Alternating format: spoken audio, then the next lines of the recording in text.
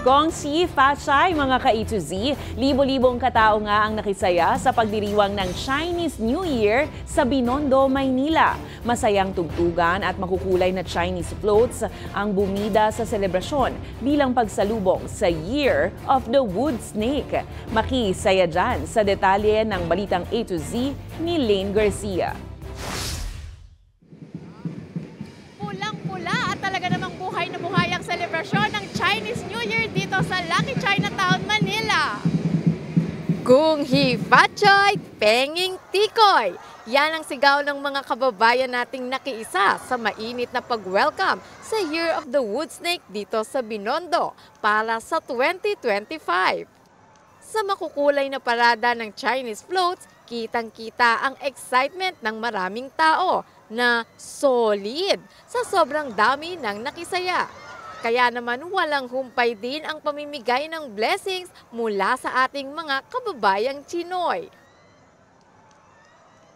Inabangan din ang nakakaaliw na performance ng Lion at Dragon Dance, tanda ng matapang na pagharap sa mga hamon ng bagong taon.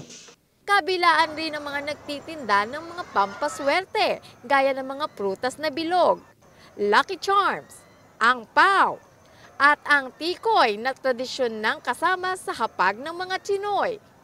Siyempre, pati ako bibili ng Lucky Charm. Why not, di ba? Hindi lang Pinoy at Chinoy ang nag-celebrate. Maging ang mga turistang banyaga tila na-amaze sa selebrasyon ng Chinese New Year dito sa pinakamatandang Chinatown sa buong mundo.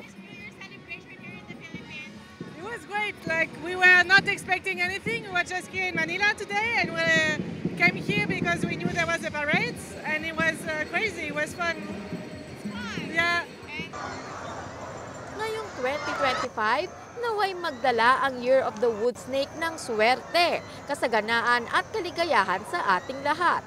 Sabi nga sa kasabihan, nasa Diyos ang awa, nasa tao pa rin ang gawa. At ang swerte sa buhay, nasa ating mga kamay. Gong si Fachay, para sa balitang A to Z. Lane Garcia.